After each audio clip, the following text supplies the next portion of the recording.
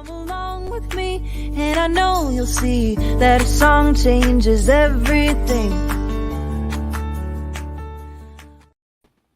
Hi everyone, welcome to Arts for the Health of It. I'm Richard Wilmore. I'm Catherine Particini. And look who we have with us. It's Sam, which way? Sam That way. Hester. Hi Sam. Hello. I love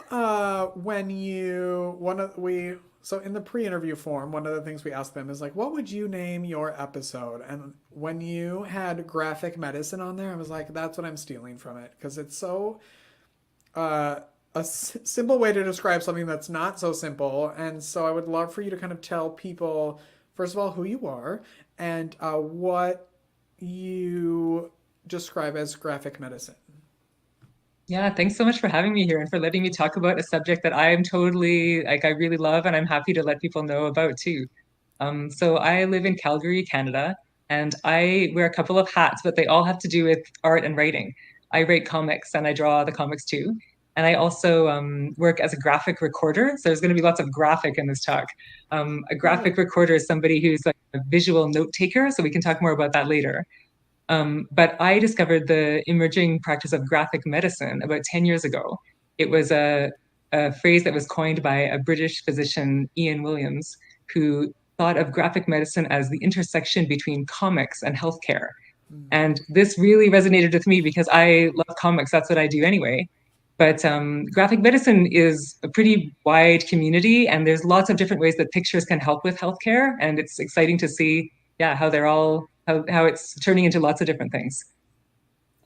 Could you share too a little about your background prior to, because you've done a lot of different things, and I find this to be kind of common among artists, maybe is they have a lot of different experiences and it kind of all comes together somehow. Yeah, right now it feels like it's come together to be the way it is today, but it certainly has been a long journey of doing different things. Yeah, I studied literature and art, and I thought, like, I'm never going to make a living doing this. So I worked as a flight attendant for a long time. And I'm getting a frog in my throat, so I'm going to have a drink of water. Thank you. So I lived for a while in Germany and I learned to speak German. So I was hired to be a flight attendant on a route from Canada to Germany because they needed the language speakers there. And I worked as a flight attendant for 15 years because it was such a good job that would let me have a sort of a steady income thing to do, but lots of free time to do freelance work and travel and figure out how could I ever make a living doing art and writing. And I always wrote comics, but it wasn't until about 10 years ago I found about this field of graphic recording, which was it's a practice where people can attend usually a conference or a meeting, anywhere where people are gathering in person to have a discussion about something. And I would come along as a note taker to kind of record the meeting minutes, but with lots of pictures as well as just the plain old notes, usually on a really big poster, so that you have something more engaging to take away from your event that you just were part of. And when I learned about that practice, that's what made me able to quit my flight attendant job and become a full-time art and writing person for the last 10 years now. That reminds me that we have someone on our board. That's how she takes notes at her church, is she draws, like, she'll draw but do little notes around it. That's exactly what she does. Interesting. Lots of people take notes with visuals. Like sometimes even just doodling is a really good something to give you to focus on while you're trying to pay attention. And sometimes the visuals are good memory tools for when you're looking at those notes later, you'll see that little picture that jumps out at you. And it doesn't have to be fancy, good quality art. It might just be like a little asterisk or a little underlining in color. It's just a visual element that helps you remember the content of what you're supposed to be capturing.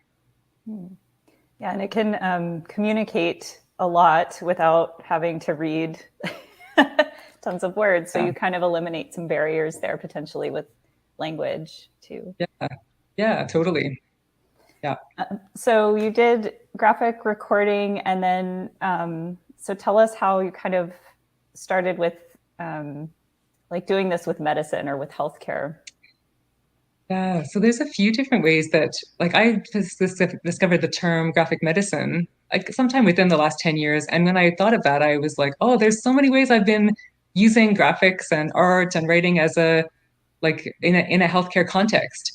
And there's a bunch of different ways that graphic medicine can be applied. But for myself, I certainly used it in my work as a graphic recorder when I'm taking notes at healthcare events. So if I'm listening to someone talk about, in anything in the field of medicine or healthcare, and they need some visual notes to help amplify that message or make that message more accessible, then pictures were always something I was doing anyway, with regards to that. And there's one picture I had on the list of pictures that we had available, and I think this one's called a patient journey map. That's one way that lots of healthcare practitioners are using pictures. It's a little hard to see because this is an example of a really big, I think it's like 8 feet long poster. Oh my goodness. So you can't really see the details, unfortunately. That's one of the downsides of graphic recording on a small screen. But this was just an example of how it was a rehabilitation hospital that wanted to show how this particular patient had gone through the journey of having, in his case, it was a leg that was amputated. And they wanted to show how in that process there were emergency doctors, there was a surgeon, there were physiotherapists, there was his family that was also present. There were all sorts of rehabilitation people who helped him get from entry into that facility to being back at home again. And so that's just one example of how I used as a graphic recorder. I discovered wow, graphics can be really helpful in a healthcare setting. So that was one way that I learned about graphic medicine before really realizing that graphic medicine was an official thing. Right. And if you're listening and not watching, I would encourage you to go look because it's almost like it's like a timeline in a way, but there's so many pieces to it. That was actually an early example of one that I tried, and it was the rehabilitation hospital that engaged me, and we all didn't know what we were doing. We thought we'll get everybody together, we'll get the whole team together and talk about what we did and show the journey. But you really have to think about which pictures you choose and even which words you choose when you're telling a story. And that was an early example for me of this isn't quite so straightforward. You really have to plan ahead before you just scribble it all down and you assume it's going to work. Right. Otherwise, it's going to be 47 feet long. This might be an episode to watch on your TV. Watch through YouTube on your TV because you'll be able to see it better on full screen. Yeah. But maybe if another picture was the one we talked about it just a few minutes ago before this started, about one called the stress comic, because this was how I first started writing comics. I've been writing comics since I was in my early 20s, and I would just write about what was going on in my life as a really personal, kind of a therapeutic way to get something out of my system. And in this comic from a really long time ago, I wrote oh, I'm really strung out. I just went to the dentist, or there's squirrels living in my house. And I was so, I was always just writing about, my own experiences. And this is kind of the opposite of that healthcare journey where there's so many people you have to consult ahead of time. This is just like an outpouring of my own immediate feelings about something. And this was later I discovered the term graphic pathography, which is a story about illness. And that's how these days graphic medicine practitioners use graphic pathographies to tell patient stories from the patient's perspective. And this is such a helpful perspective for healthcare practitioners to see how does a patient see the experience or the experience of their illness or whatever is being discussed. But I didn't even know when I started writing my own autobiographical comics a long time ago that my own kind of outpourings of, teenage angst or whatever it was, that was a bit of the same, personal take on a story that can be quite informative in ways that you don't usually get in an official report. Right. And were those graphics you created something you shared with other people, or were those just very personal that you kept to yourself? Yeah. No, I always liked sharing them. I self-published lots of my comics, and these days I still write autobiographical comics that are published in different places, because I always felt like if I'm telling my own story, then I can stand behind that. If I'm writing about other people, then you really have to think about how they're being represented and whether they're okay with that. But I really like comics. I really like telling real life stories. And so I would always write about myself because I knew that nobody would get upset if it was just me in the story. So very true. Go ahead. How many, what's my question? How popular is this form of art, like graphic medicine? I have never seen it before. I don't know if Catherine has or not. Obviously not every hospital is using this, or so how are people using it out there, and why aren't more people doing it is my question, maybe.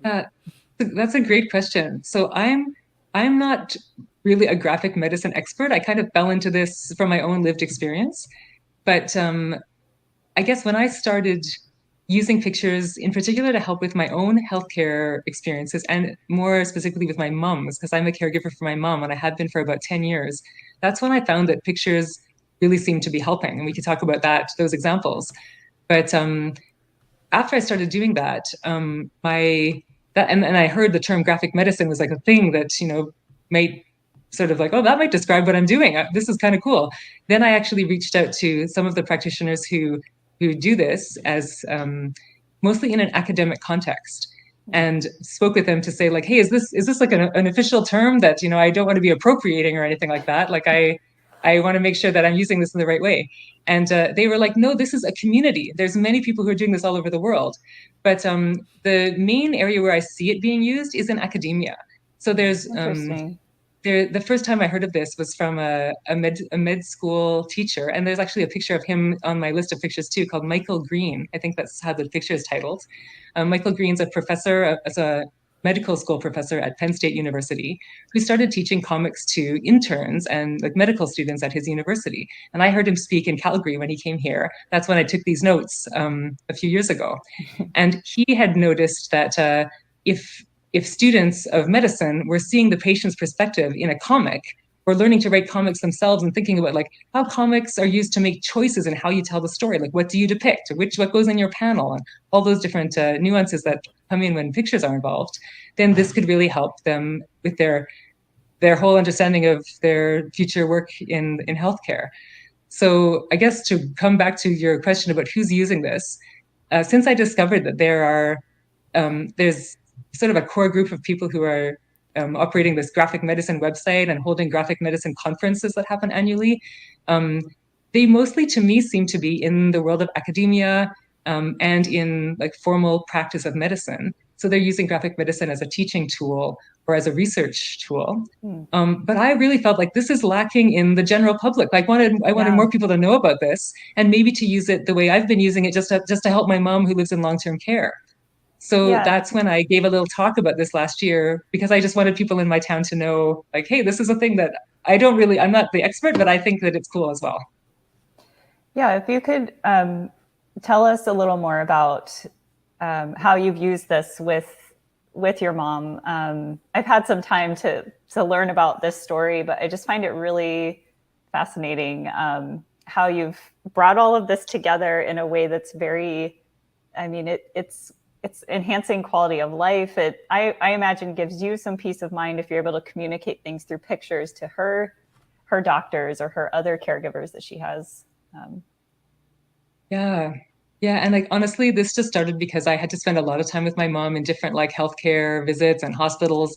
And it was so boring, and I just had to sit there, and I always draw. Like, I like to draw and take notes because it's something that I do anyway. And then I started realizing that these notes were helpful. So I'm just looking, if I have some pictures that are labeled hospital, and I don't know, you can pick whichever one, because I would just go to the hospital with my mom and just draw pictures of what. So yeah, there's not a close-up view of my mom, but a picture of what it's like when your mom in her wheelchair has to get brought over on a handy bus that can take her directly from her facility where she lives to meet me at the hospital.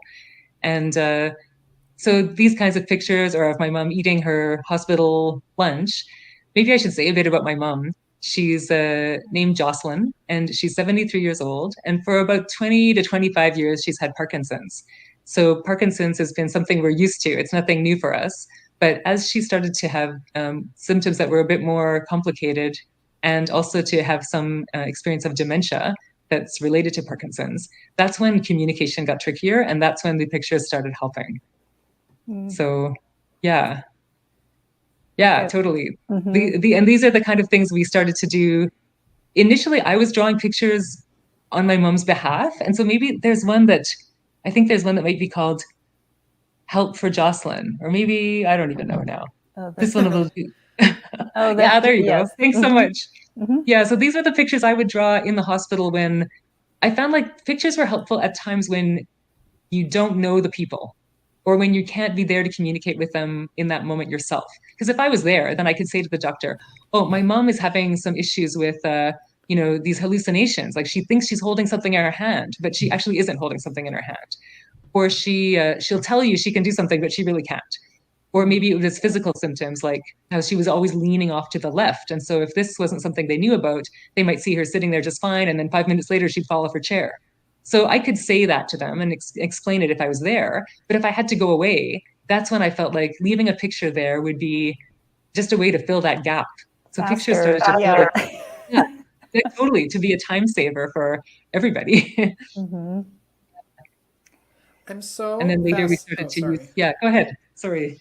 I'm just like, I'm fascinated by that, and you know, when you go to a hospital, there's the little sign outside that gives the color of whether or not they can walk by themselves, or all Yeah. like, what a great way to not make it so sterile. And I'm really curious of like, how do we integrate this at Hearts Need Art with spending time with the patients and really finding out what they like the help for Jocelyn. Like, what a great gift to give a patient and a care, like, and the hospital staff, so you both can kind of communicate with each other and you learn something about them besides, Yeah. oh, they need that color slipper. It humanizes Yeah. humanizes them. Yeah. But I think that's, yeah, go ahead again. I just wanted to kind of on that note, these are some of the other ones you've created to so that people coming into her room knew. But these ones were different because these were the ones that my mom dictated to me. Oh, because okay. at first I was telling, oh, my mom leans off to the left, so can you, support her left side?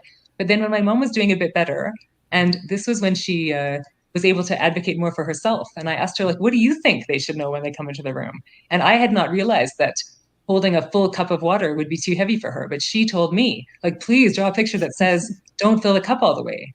Or earlier, there was a picture you showed that said, please call me by my middle name. My mom goes by her middle name, Jocelyn, even though on the chart it says her name is Mary. And if they're going to say, Mary, Mary, where are you? It'll take her for a few minutes to realize, like, oh, they're talking to me. So that's something that it wouldn't say necessarily on the chart anywhere. So she identified certain issues that she found were always coming up for her. And then I was able to draw those pictures to, give her the same things we're just talking about, those things to humanize the care she was getting. Right. Yeah, there's another one. Were these used as sort of left-handed. like artwork in her room, or did you have like a little booklet for the healthcare staff? Like, I'm curious how they were able to get access to it. How they could That's something that, like, I wish there was a way to just build this in, like these pictures should appear in the chart, like in a place where people always look. But I think in every new healthcare place that you are, there's going to be some new place that people are looking. And so I carried pictures around with me in my backpack. And wherever I'd go to some new appointment, we'd have them if we needed them, or we just like make copies of them. Like for the ones that were used, frequently, like always call my mom by her middle name. And if it was in a hospital room, maybe we'd tape it up on the wall or put it up on the door, or write it on a whiteboard. Or if we had somebody at a front desk we could give it to and say, keep that in her chart. It just has to present itself. And actually, this is the part that makes me think back to my flight attendant experience. I wanted to tell this because I always think of it, that when I used to work on a 12-hour flight from Calgary to Frankfurt, I used to set up the galley. So I'd set up like, this is the coffee and tea. Now this is when the breakfast comes out. And now this is when you get your hot towels or whatever those things are. The garbage collection goes through. It would be nice if you just had a little chart of here's what you do, because it's the same flight every time. And you have to do that same service every time. And often it can get confusing or you can run late or whatever. And I tried to make a bit of a navigational map to show, hey, well, at 6 o'clock, you take the things out of the fridge. And then at 4 o'clock, you make the coffee or whatever. But what I found was you can't really do that because every flight is going to be different. Every time you fly on that same exact route with the same number of passengers, the same everything, still things are going to happen you can't expect. Like there'll be turbulence, or there'll be, you'll have a different supplier that brought the yogurt that time, or you'll have a different number of passengers, or somebody who ordered a special meal. And the same with a healthcare journey. You can't just standardize and say, here's where you should always use those pictures, or these are always the pictures that are going to be helpful. Because every time there'll be maybe a different doctor that day, or you'll move to a new room in the hospital, or something will change. And you just have to be ready to use, I think you have to create pictures and communication tools that can be really adaptable, because you just can't tell how the journey's going to go. Right. It's not like carrying around your medication list, that never changes, right? It's it's constantly changing. Exactly. You talked a little bit about how your mom has dementia, and you have some drawings you shared with us. Do you mind if I throw some of those up? Yeah, of course. Yeah. Let's see. Oh, wait, I think it's this one. Yeah. Yeah. Yeah, if you could talk a little bit about this image and yeah, I'll let you talk. So this was made after my mom moved to long-term care, and she was not sort of in an acute, need for immediate care at the hospital. Like, her vitals were stable. People knew who she was, but she had been having hallucinations for a long time, and she, it wasn't apparent to other people, even to me. I didn't realize initially that this was something she was having, and to such an extent. So she told me about this, and then I tried to depict what she was going through by showing her experience of talking to the doctor who's asking her questions she can easily answer. She seems that outwardly to be, just fine. But inside, she's seeing these ghostly people around her. And by drawing a picture of that, I think it showed a few things. Like, first of all, it shows how, you can see the ghostly people too now. If I draw them in the picture, now they're apparent to the viewer, and they can share that experience with my mom. Right. But also, you can share my mom's experience of feeling a bit isolated and dismissed by the doctor, who, he wasn't his fault, he couldn't see them.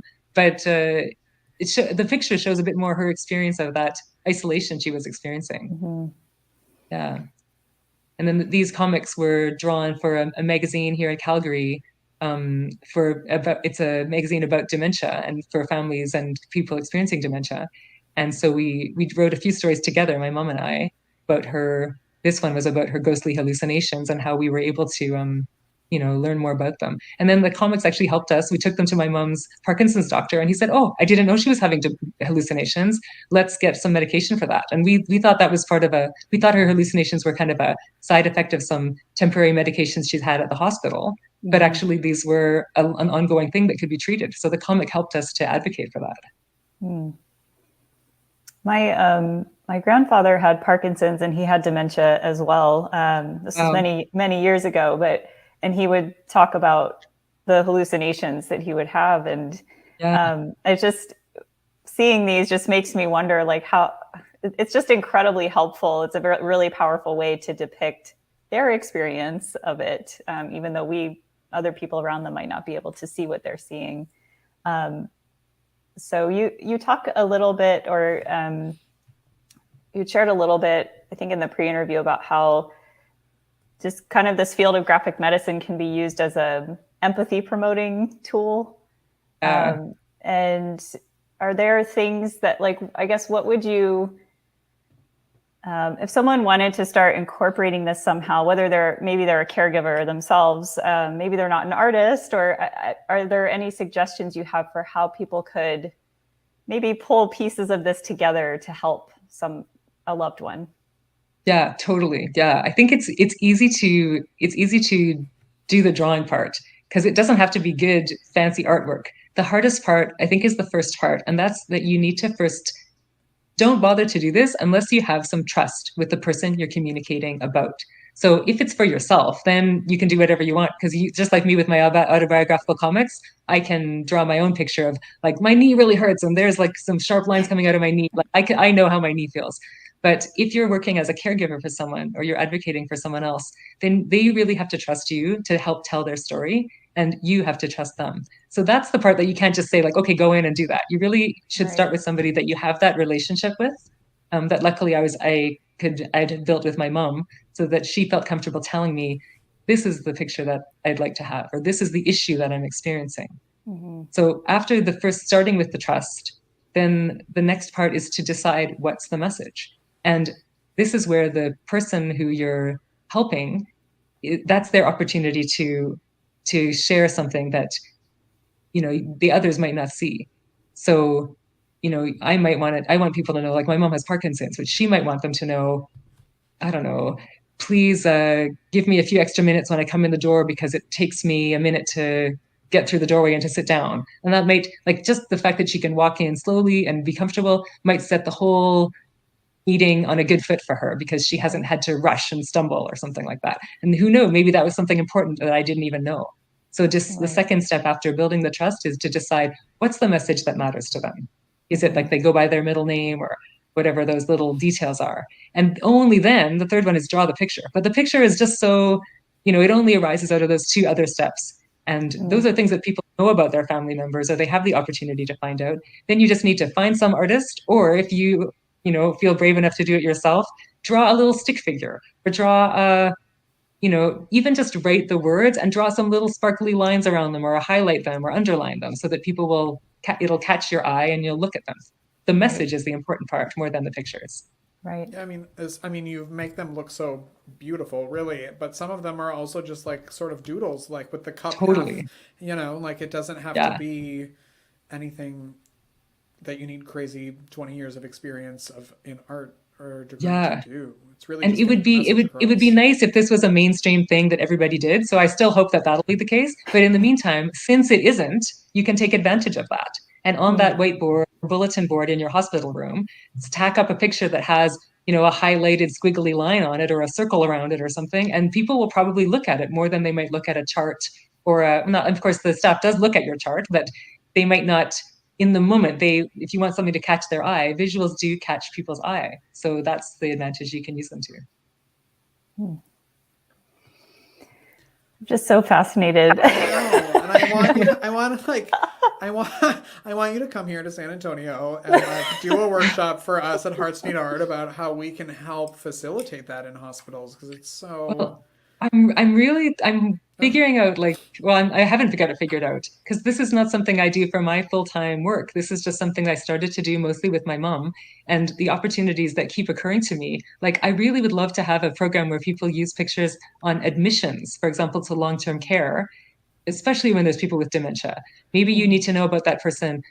They used to be a farmer, and so that then when you come in and you don't know that person and they don't know you, and you just need something to have the conversation, like, oh, so I hear that you could look at that quick picture of a cow or a horse or whatever, they love to knit, or just some little personal details might help the admissions process to go smoothly.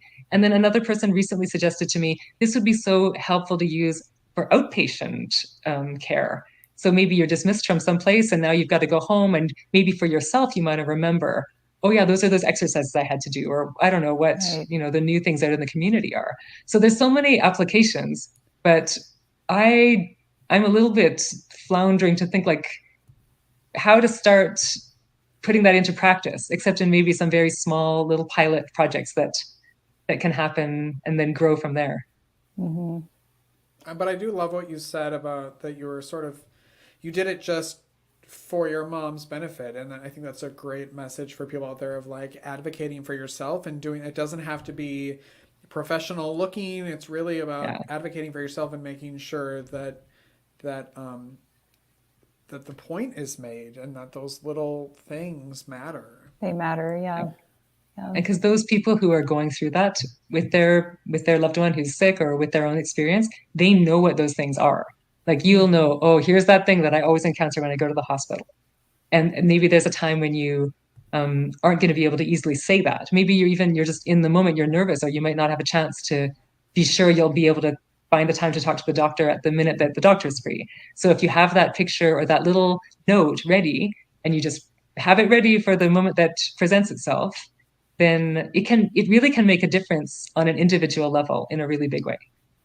Because, it goes both ways, where the doctors are getting a ton of information and they're not going to remember that, this is how, or nurses or the nursing staff, all of those little things, they may not remember the same way that you're, as a patient, getting a ton of information and you don't remember it. So I just love it. But people remember personal details. They might not remember, oh, I've seen 5 people with broken leg today. But maybe that's the person who they used to work at a circus, or some really strange, random, unforgettable detail that would never go into your medical chart, but you're allowed to put it in your little comic strip or your little picture on the wall, and that will make things memorable. And it's not like it's cheating. That's really helpful to have memorable things to make people, make something stick out in your memory.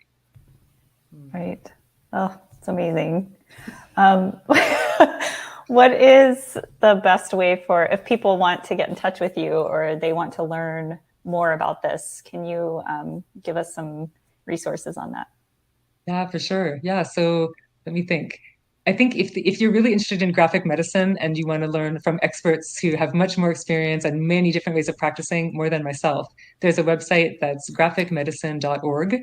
And that's where you can find the folks who really are part of this community doing like all sorts of groundbreaking, interesting research and studies and applications of this. There is also a graphic medicine conference that happens once a year. And I think next summer in Toronto, it'll be at a date that I don't know yet, but sometime in the summer of 2023. And I hope I'll be there. Yeah. But to find me, I have my website, the23rdstory.com, and that's mostly about graphic recording work and local, real life stories of my life here in Calgary.